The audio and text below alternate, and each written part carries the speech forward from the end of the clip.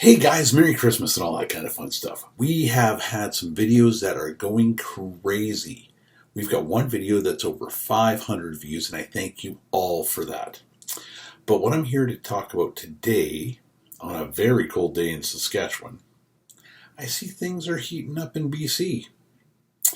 Yeah, okay, I'm sure you've all heard about Chrystia Freeland last night, or the day before. Wow. Wow. Don't get me wrong. I don't like her that much. If that's my personal opinion. But that girl's got some cojones for what she did. Should have done it about 8.5 years ago, maybe. Okay. But the big thing is, I just got some stats in about a by-election in Langley. Wow. Holy cow, wow. All these guys have the Liberals up by 20 points, right? Okay, yeah, we all know that. You're watching it and this and that and all kind of stuff. But as a Merry Christmas present to all those people who will probably and most likely not vote Liberal, that's your opinion, not mine. If you want to, you can. If you don't, you don't. That's what it's all about. I got some information for you. Okay. So, I'm putting on the spec so I can read it. Cloverdale-Langley by-election in British Columbia. So you know this is an NDP stronghold. However, this is a liberally stronghold seat that's been held very toughly by the Liberals for many, many years. Well, the by-election went there a couple of days ago, and let's just say that the Conservatives won by a little bit. Well, So Conservatives won by 60 with a 66% vote. That means that they were up by 30 points, 30 percentage points from their last time they had the election there. Like in 2021. The Liberals were down by 23% at only an electoral of 16%. It's like our climate in here. When we got minus 30 outside and plus 23 inside, that's a 53% disparity over last time. All these polls are saying that the Liberals are only above by about, 20 points? This is telling you something. In BC, where the PC is not strong, like the Conservatives, holy smokies, man. Holy smokies. So, I just hear something. Give me a second. I'm going to just put you on pause here, and I'll be right back. Sorry about that. We're a freezer day here in Saskatchewan. It was minus 41 degrees with a wind chill this morning where I drive my bus. So let's just say that the grid runners weren't grid running this morning because there was no grid to run because it was frozen solid. Maybe it should be called Ice Road Bussers? Ooh, might be a new shirt. Okay, so back to that. Chrystia Freeland, hey? In my opinion, I would have to say that was probably Justin Trudeau's number one. She stuck with him through thick and thin, and that was his work wife, And holy cow.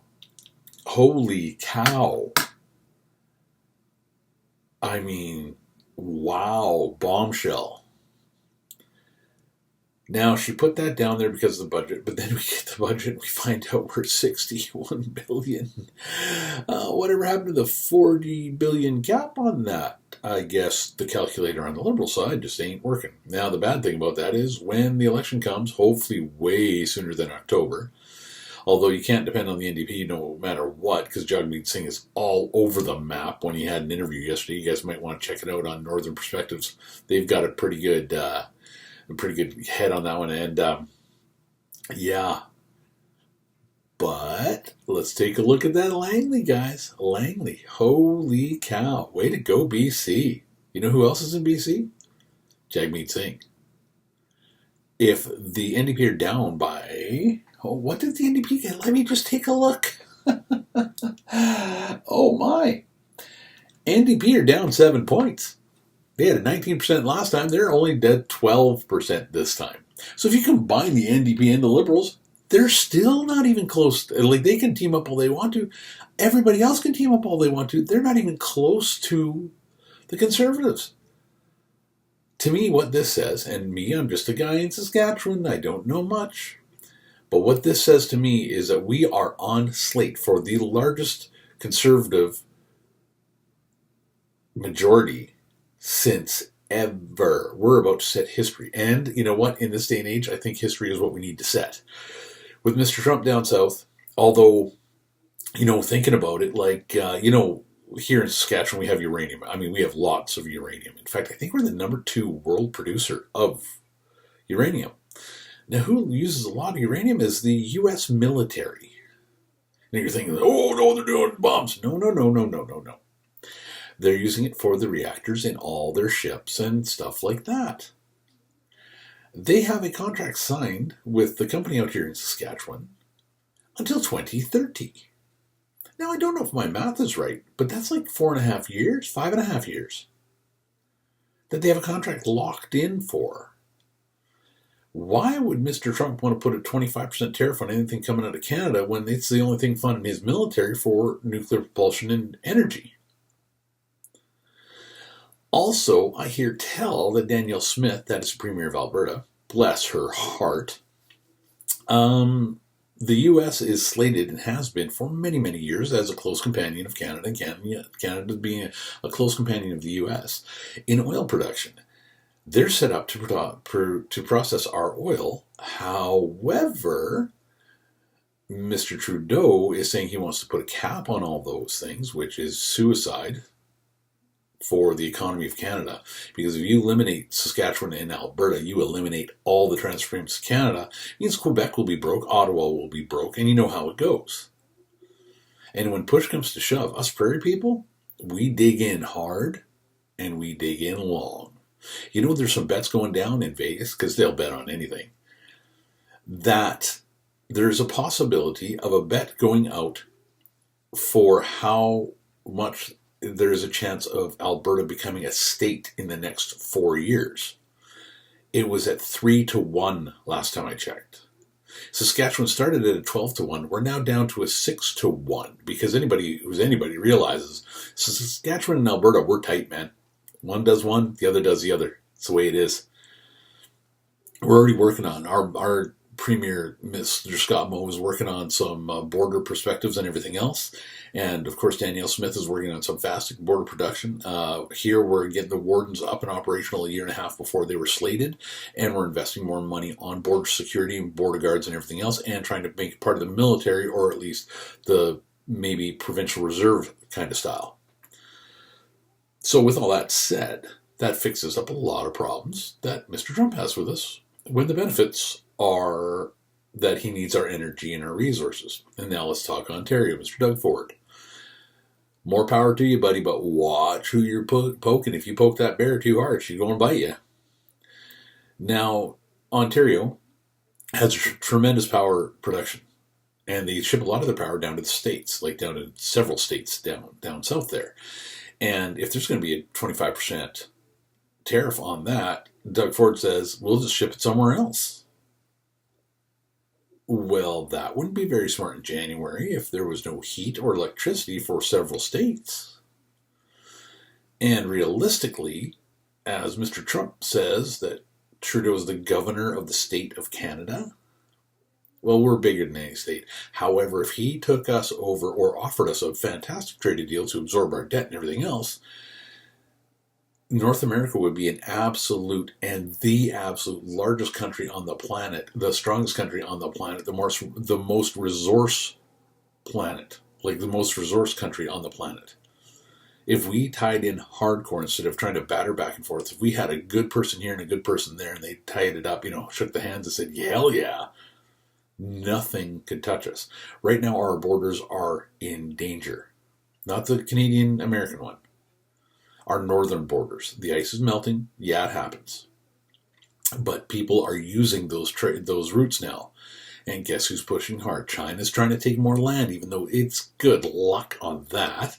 And Russia's trying to do some stuff up there because they're bolstering their bases. Although the way they're going in Ukraine, I don't think they have a chance of putting any men up there.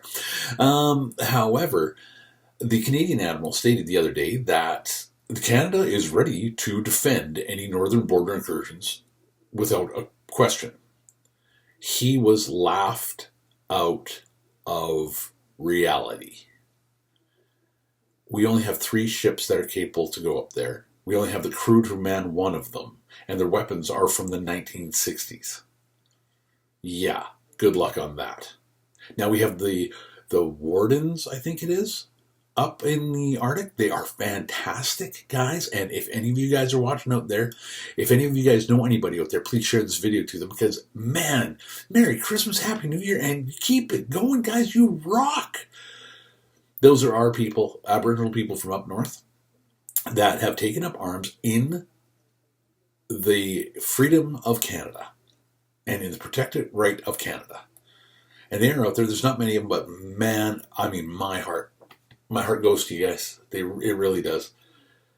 If I was up there, I'd be with you. Even though I'm really white, I wouldn't care, because that's what it's all about. But we don't have enough of them. Plain and simple. So, Trudeau's got to go.